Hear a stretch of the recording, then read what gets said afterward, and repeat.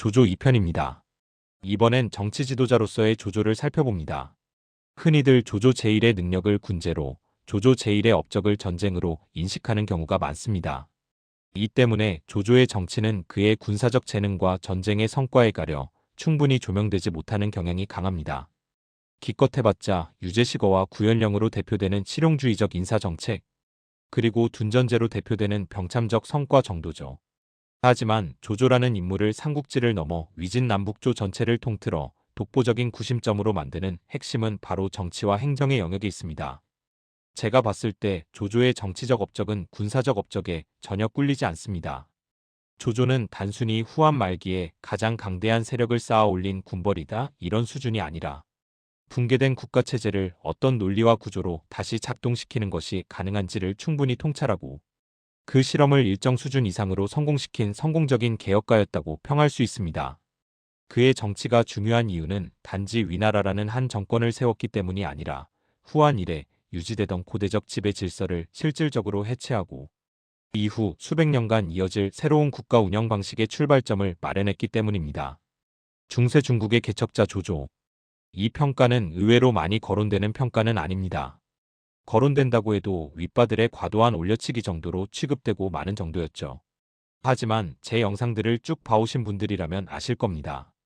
저는 윗바가 아닙니다. 촉바도 아니고 옥바도 아닙니다. 그냥 삼국지바입니다. 조조 유비 송권을 모두 동렬로 평가하는 사람입니다만 역사에 남긴 제도사적 영향력은 조조가 으뜸일 수밖에 없으며 중국 중세사의 포문을 열어낸 최초의 위정자를 조조로 보고 있습니다. 조조가 왜 중국 중세사의 개척자인지를 따져보려면 먼저 중세의 시작을 어떻게 선정할 것인가를 봐야겠죠. 사실 이 중세라는 단어 자체가 카를 마르크스의 분류에서 기인한 표현이고 유럽사를 기준으로 나눈 것이라 아시아에도 이 분류가 통용될 수 있는지는 논란이 있습니다. 하지만 적어도 고대 체제의 틀을 깨고 새로운 패러다임을 불러온 시대라는 실질적 의미는 어느 지역이건 공유할 수 있는 개념이죠. 역사에서 고대와 중세, 그리고 기타 시대들을 가르는 기준은 연도의 변화나 왕조의 교체 같은 것이 아니라 국가가 사람과 사회, 그리고 자본을 관리하는 방식이 바뀌는 순간에 있다고 봅니다. 마르크스의 사적 유물론이 도식화시킨 원시 공산제, 고대 노예제, 중세 봉건제, 근대 자본제라는 틀도 이 방식이 바뀌는 순간을 주목한 겁니다. 그리고 중국사에서도 이 방식이 바뀌는 순간, 특히 고대의 방식이 새로운 시대의 방식으로 바뀌는 순간이 분명히 존재했으며 학계에서는 이 순간을 위진남북조 시대로 볼지 송나라 때로 볼지 의견이 갈리고 있습니다. 하지만 위진남북조를 중세의 시작으로 보는 시각을 인정한다면 조조의 위상이 엄청나게 급등하게 됩니다. 조조가 위진남북조 시대를 개창한 존재니까요. 한 인물이 하나의 시대를 열어젖히는 것이 가능하다는 것은 단순히 땅을 많이 따먹었다, 통치를 잘했다 이런 차원에서 비롯되는 게 아닙니다. 비슷하게 춘추시대의 조조라고 불리는 정장공 희호생. 이 인물이 왜 춘추전국 시대를 개막시킨 존재로 평가받을까요? 국력은 다른 나라들보다 그렇게 뛰어난 편은 아니었지만 천자를 대신해서 제후들의 회맹을 주도하고 맹주의 역할을 하는 그 최초의 패권에 다가섰던 인물이기 때문입니다. 이 흐름이 처음으로 제시되니까 그 후로 춘추오패가 탄생한 거거든요. 그래서 정장공은 인지도는 낮지만 춘추오패의 프로토타입으로 평가받습니다. 저는 비록 영웅주의 사관을 좋게 보지는 않지만 이렇듯 한 인물이 시대의 트렌드와 흐름을 만들어내는 경우가 있긴 있습니다. 미국의 역사학자 패트리샤 버클리 에브리가 명태조 주원장에게 내린 논평처럼 개별 인물이 역사의 흐름에 큰 영향을 미친 경우는 드물지만 분명히 존재해왔고 조조 역시 이 분류에 포함될 수 있는 인물입니다. 지난 영상들에서도 종종 얘기한 것이긴 하지만 조조의 진정한 업적은 바로 토지에 있습니다. 초창기의 조조가 토지를 대하는 방식은 군사적 성공을 위한 가장 효율적인 수단 중 하나였습니다. 조조의 둔전제를 보통 노예제와 크게 다르지 않다고 보는 시각이 있는데 실상은 약간 다릅니다. 케임브리지 중국사를 저술한 학자 라프데 크레스피그니는 조조의 둔전을 밀리터리 에그러컬처럴 칼러니, 즉 군사 농업 식민지라고 규정해요. 고대적인 노예제보다는 좀 더 구체적인 율법이 가미된 형태의 지배였다는 뉘앙스로 볼 수 있는 겁니다. 후한 말기 혼돈이 지속되면서 백성들이 기존의 농지에서 사실상 쫓겨나듯이 피난을 다녀야 했고 이 때문에 수많은 비옥한 토지들이 공백지처럼 덩그러니 버려지게 되었죠. 그리고 전쟁의 천재였던 조조는 이 공백지를 활용하여 자신의 군대의 병참을 커버할 기획을 구상했습니다. 우선 여기저기 떠돌던 피난민들을 버려진 토지에 재정착시키고 농기구와 소를 지급해줍니다. 그리고 기존 지주들의 개입을 차단해버려요. 토지에 재정착한 피난민들은 이제 지주의 사적인 지배가 아니라 정부의 공적인 지배를 받는 방식으로 변하게 됩니다. 소작농은 소작농이지만 지주의 지배와 정부의 지배는 완전히 다릅니다. 적어도 정부의 지배에는 최소한의 룰, 최소한의 율법이 있습니다. 지주 개인의 기분에 의해 여러 부조리들이 당연하다는 듯이 행해지는 위험은 없었다는 거죠. 그래서 재정착한 농민들은 군대를 위한 식량을 재배하는 조건으로 안정적인 정착과 수확물의 일부를 수령할 수 있었습니다. 이러한 민둥계약이 과거에도 없었던 건 아니지만 대체로 국경 지역에서 이루어졌기 때문에 보편적인 방식은 아니었습니다. 하지만 조조는 허도를 중심으로 자기 영토 수도권에 이런 둔전을 설치한 것이 차이점입니다. 그리고 이는 훗날에도 회수 유역에 계속 확장되면서 커리어 초반기부터 후반기까지 안정적으로 조조군의 병참을 유지하는 제1의 수단이 되었습니다.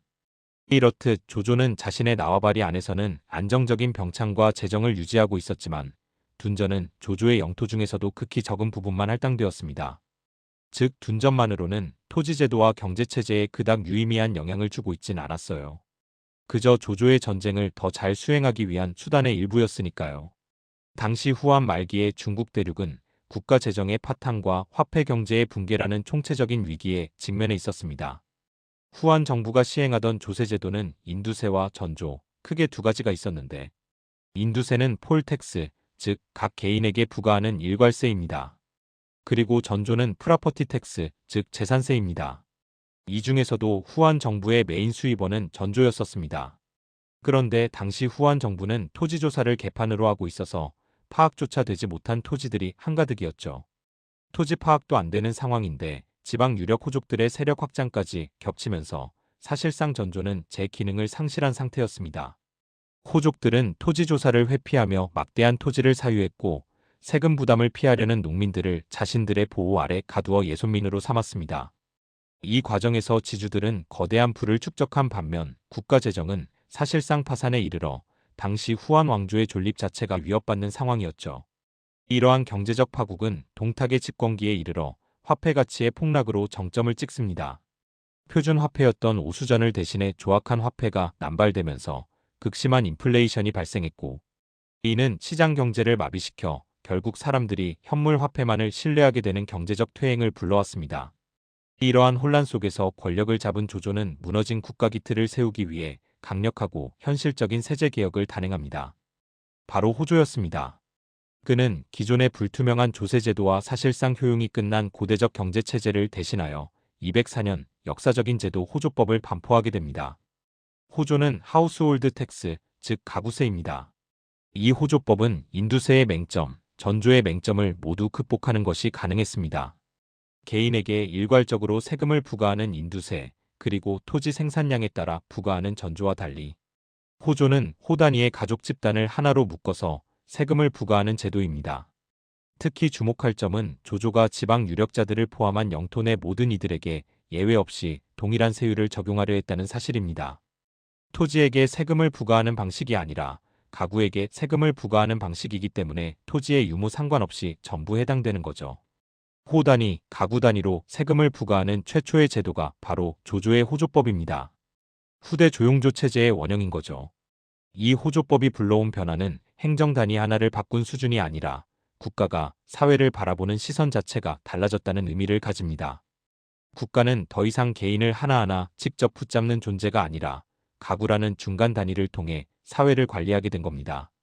이 변화가 왜 중요하냐면 이후 중국 중세국가의 기본 구조가 바로 이 틀 위에서 만들어지기 때문입니다.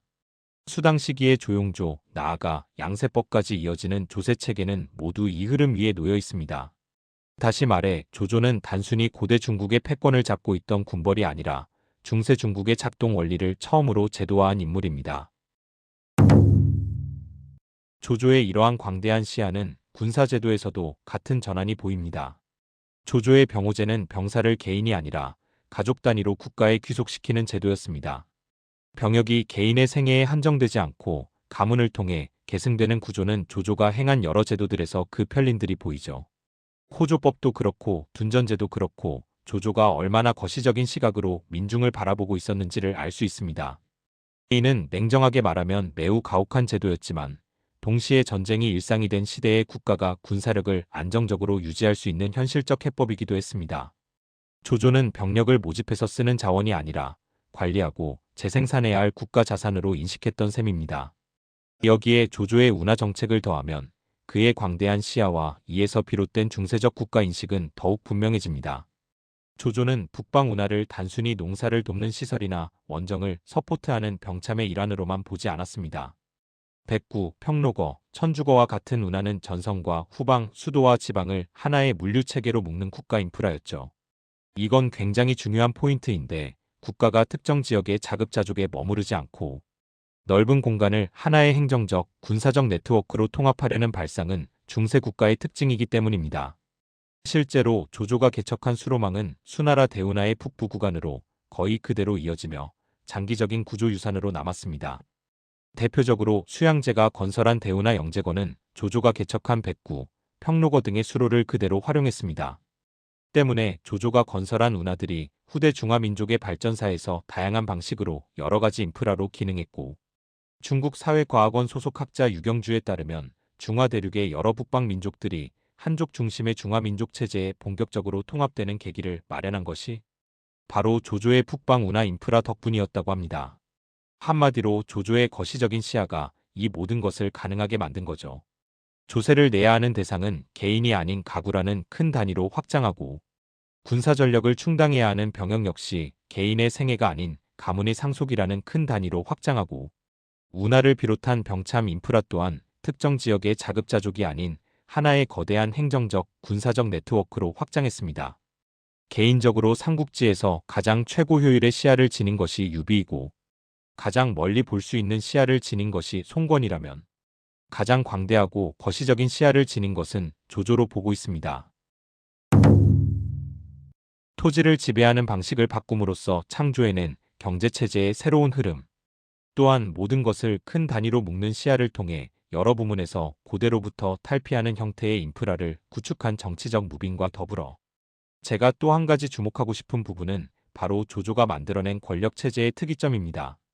조조는 경제와 인프라뿐만 아니라 중세 중국의 정치 질서 구조 자체를 처음으로 개척한 인물이기도 합니다.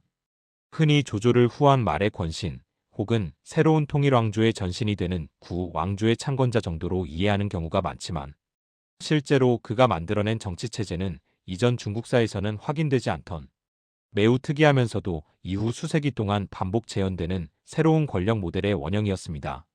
조조의 가장 큰 특징은 체계적으로 구축된 제국의 인프라와 황제라는 최고 권위가 존속하는 상태에서 그 황제 아래에 존재하며 실질적 정권을 행사한 최초의 이성왕이었다는 점입니다.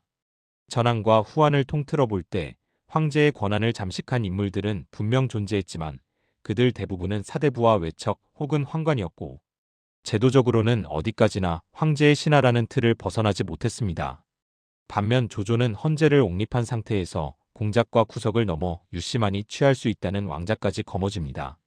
이 지점에서 조조의 정치가 지니는 혁신성이 드러납니다. 조조는 황제를 폐하지 않았습니다. 오히려 황제를 적극적으로 보호하고 의례적으로는 최고의 위치에 두었습니다. 그러나 동시에 국가 운영의 모든 실질적 결정권은 자신에게 집중시켰습니다. 이는 단순한 권력 찬탈이 아니라 명분과 현실을 동시에 만족시키려는 고도의 정치적 설계였습니다. 당장 승상제 부활부터가 신권 독재정을 염원하는 사대부들의 바램 그 자체였고요. 또한 유교적 세계관에서 황제 폐위는 곧 천명부정으로 이어질 수 있었고 이는 광범위한 반발을 불러올 위험이 있었습니다. 그래서 헌제 보위 세력과 반대파들을 다 죽여가면서도 헌제가 먼저 자신 암살을 획책하며 선빵을 때렸어도 헌제만큼은 끝까지 죽이거나 폐위하지 않았습니다. 명분 싸움에서 계속 버티기로 일관하며 끝끝내 승리한 거죠.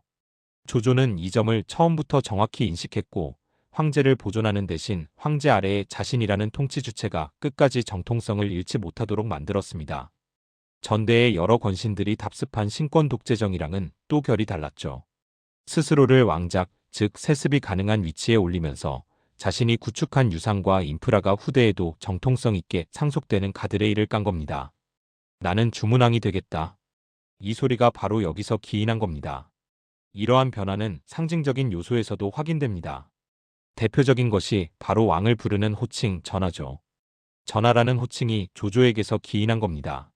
사극 보면 주상전하라는 표현 많이 쓰잖아요. 이 전하의 기원이 조조예요. 두습이 처음 조조를 이렇게 부르면서 탄생한 호칭입니다. 다시 말해 조조의 권력은 단지 실질적인 힘에 그치지 않고 언어와 의례, 인식의 차원에서까지 제도화되었다는 의미라고 볼 수 있겠죠. 이 모든 점을 종합해보면 황제 아래에서 정권을 쥔 최초의 이성왕, 조조가 수립한 정권의 역사적 의의는 명확해집니다. 그리고 이로써 요순의 신화로만 소비되던 선양이라는 전설, 모든 사대부들이 궁극적인 이상으로 염원하던 이 선양이라는 환상을 현실에 구현시켜버릴 수 있는 사회를 만들어버린 것이 바로 조조인 겁니다. 조조가 이 모든 작업을 끝내놓고 갔기 때문에 조비는 아무 무리 없이 최초의 선양을 통해 제국 왕조를 건설합니다.